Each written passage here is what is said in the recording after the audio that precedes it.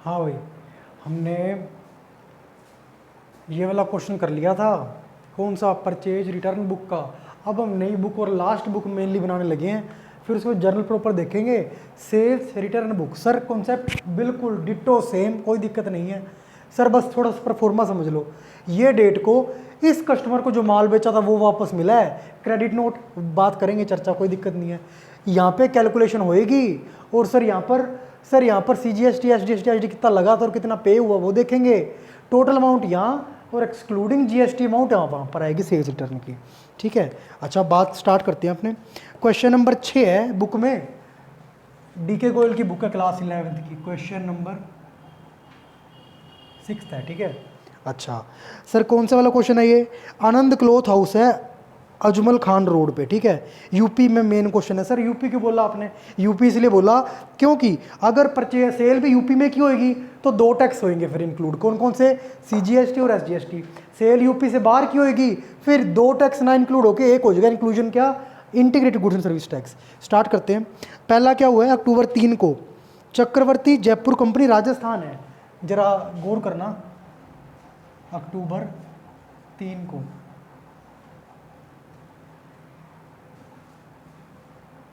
चक्रवर्ती राजस्थान है सप्लायर का नाम, कस्टमर का नाम, सॉरी।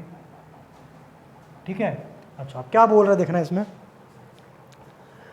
सर कह रहा है इसने हमें माल वापस भेजा, रीजन बताया था, देखना कैसे रीजन क्या कह रहा है। अकॉर्डिंग टू सैंपल, जैसा सैंपल दिखाया था ना इन्होंने अपने इस कस्टमर को, चक्रवर्ती वाले को, वैसा माल नहीं भेजा, ये कह के इन्होंने माल वापस भेज दिया। 50 मीटर क्लॉथ था, 200 रुपये per metre. 50 metre cloth at the rate rupees 200 per metre.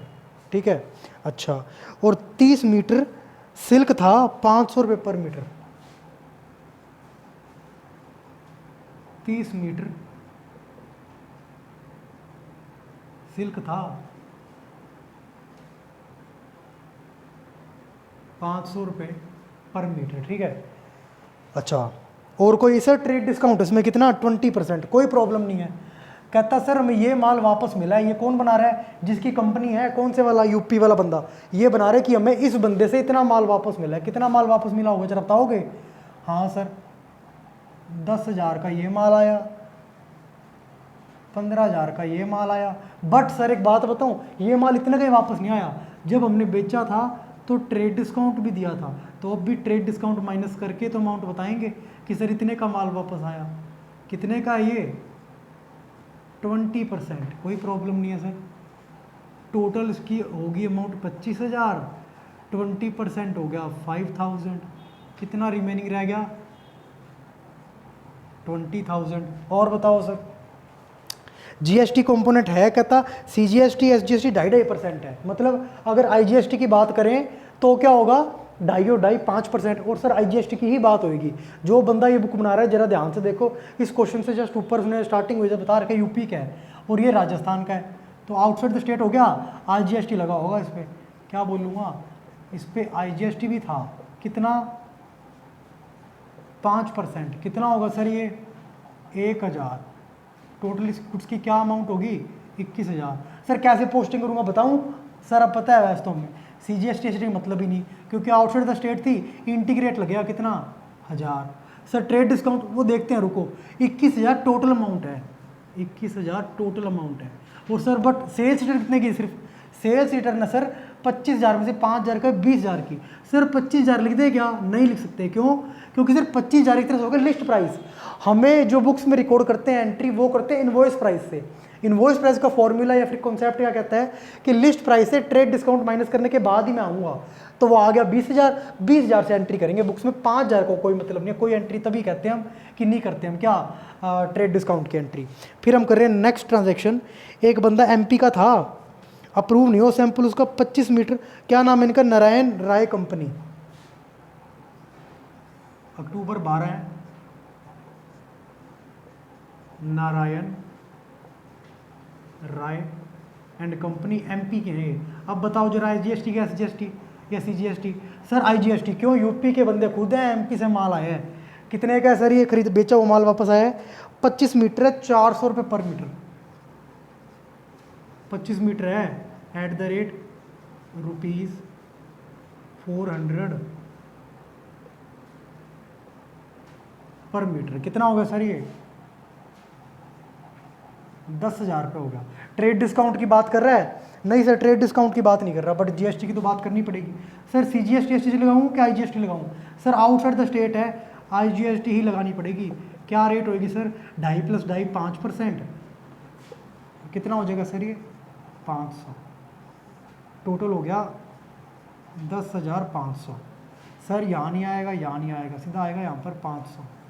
Total amount है 10,500 की, बट एक्सक्लूडिंग जीएसटी कितना है? 10,000 है। सर ट्रेड डिस्काउंट इस क्वेश्चन में था नहीं, तो लिस्ट प्राइस और इनवॉइस प्राइस सेम हो गया। अब सर नेक्स्ट एंट्री देखते हैं। गुड्स हमने बेचे थे जानकी दास सीताराम को यूपी, ये सेम स्टेट है, तो सर अब क्या करें? सर सीजीएसटी एसजीएसटी लगेगा इस पे।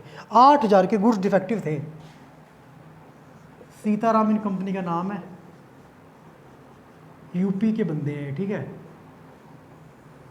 और डेट क्या है इसकी? सर डेट है इसकी 20 अक्टूबर 20। सर क्या ट्रांजैक्शन है, क्या जिस्ट है इस ट्रांजैक्शन का?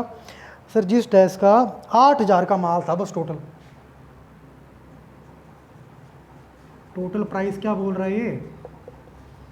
8,000, सब कुछ टैक्स वैक्स लेस अपना ट्रेड डिस्काउंट लेस करने के बाद। बट सर सेम स्टेट है, सीजीएसटी भी होगा, एसजीएसटी भी होगा। कितना कितना? सर 2.5% और 2.5%। अच्छा 200 टोटल कितना हो गया? 8400। अच्छा और सर कुछ? सर ये सीधा आ जाएगा बस। क्या सर? सीजीएसटी में 200, एसजीएसटी में 200। सर यहाँ पे इस बार 2 बार क्यों लिखा? क्योंकि सर इंट्रा स्टेट के अंदर ही सेल हुई थी ये वाली। टोटल अमाउंट होगी including GST 8400, but excluding GST 8,000 दिया था इन्होंने। आगे सर 28 तारीख को कोई इन्होंने कहा है कोई मिस्टेक होगी थी इनवॉइस में, 3,000 रुपये यूपी के बंदे थे ये भी। कंपनी का नाम क्या सर इनका? केसरी लाल बंदे हैं जी, ये यूपी के ही थे। डेट क्या है सर इसकी? 28 अक्टूबर 28। क्या कुछ है सर इसका? देखो 3,000 रुपये के क्या थी? मिस्टेक थी इनवॉइस में। मिस्टेक इन इनवॉइस था 3,000 रुपये। सर ट्रेड डिस्काउंट का मतलब ही नहीं। क्यों सर? ये गुड्स की बात नहीं कर रहा, सिर्फ इनवॉइस में गलती हो गई थी, इसकी चर्चा भी करेंगे, रुक जो भी। बट सर क्योंकि ये सेम स्टेट है तो सीजीएसटी और एसजीएसटी अप्लाई होगा, आईजीएसटी इस पर अप्लाई नहीं होगा। कितना सर? रेट दे रखी है, हमें कंफ्यूज होने की ज़रूरत नहीं है सर। 2.5% और 2.5%, ये हो गया 150 का 75 और 75।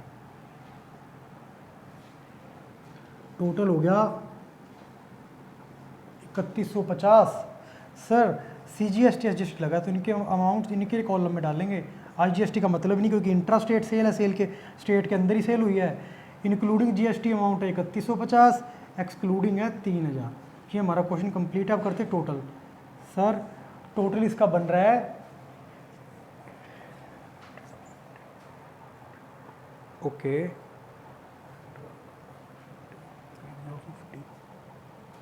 हाँ सही है। देखो कितना बन रहा है? 43,050। अच्छा और ये सर 20, 30, 40, 41,000, मतलब जो गुड्स हमारे पास वापस आए हैं उनकी अगर टैक्स जोड़ के अमाउंट देखें तो थी 43,050, बट एक्सक्लूडिंग जीएसटी देखें तो 41,000। अब सर छोटी सी चर्चा करनी है मेरे को, करनी क्रेडिट नोट पे। सर परचेज रिटर्न जो करता था वो होता डेटर बनाता है डेबिट नोट, किसको देने के लिए? जिससे उसने गुड्स परचेज किए थे कि सर आपके अमाउंट या आपका माल है डिफेक्टिव है, इसलिए क्या हो गया, मैं आप गुड्स वापस कर रहा हूँ। अच्छा उस टाइम माना था अपने आपको डेटर, अब मान लो क्रेडिटर, मतलब हमने उधार माल बेचा था किसी को, ठीक है, वो हमें क्या भेजेगा? सर वो भेजेगा हमें डेबिट नोट। क्यों? वो डेटर है। हम क्या करेंगे?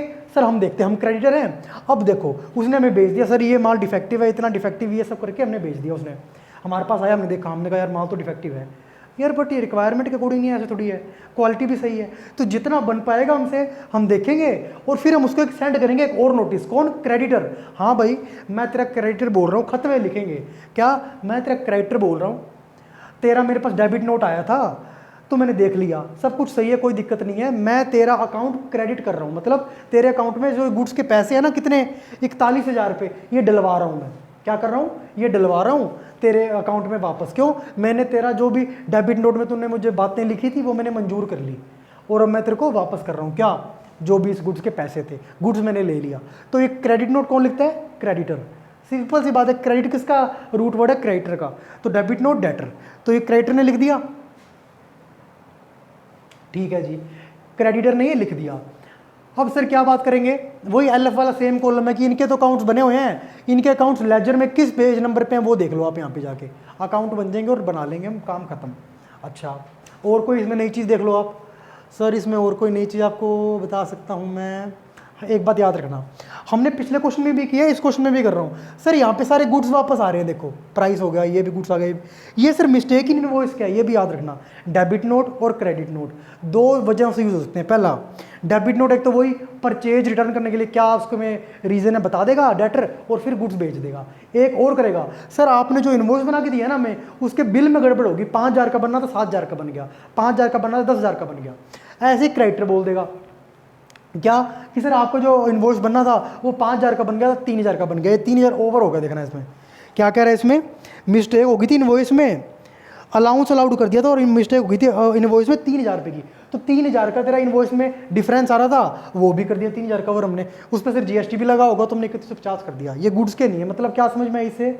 सर इस बात से हमें ये समझ में आया कि डेबिट नोट और क्रेडिट नोट दो पर्पज से बनते हैं। एक तो सर परचेज रिटर्न के लिए बनता है डेबिट नोट, एक सेल्स रिटर्न और उसके रीजन लिखने के लिए बनता है क्रेडिट नोट। डेटर लिखता है कौन? डेटर क्या लिखता है? Debit note. क्रेडिटर लिखता है क्रेडिट नोट। ठीक है, चलो सर ये बात समझ में आ गई।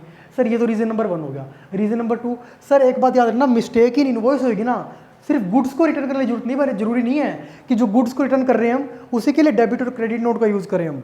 हम जो मिस्टेक हुई है इनवॉइस में उसके लिए भी क्या कर सकते हैं? डेबिट नोट और क्रेडिट नोट राइट कर सकते हैं। तो हमने क्या करा, सिर्फ मिस्टेक इन इनवॉइस के लिए, परचेज रिटर्न बुक जो से पहले वाला क्वेश्चन कराया है उसमें भी हमने ऐसे किया था कि क्या कर रहे थे हम, मिस्टेक इन इनवॉइस के लिए हम क्या कर रहे थे, बना रहे थे क्या, क्रेडिट नोट और डेबिट नोट। तो ये क्वेश्चन हमारा कंप्लीट हो गया, बाकी हम करेंगे नेक्स्ट वीडियो में। ठीक है।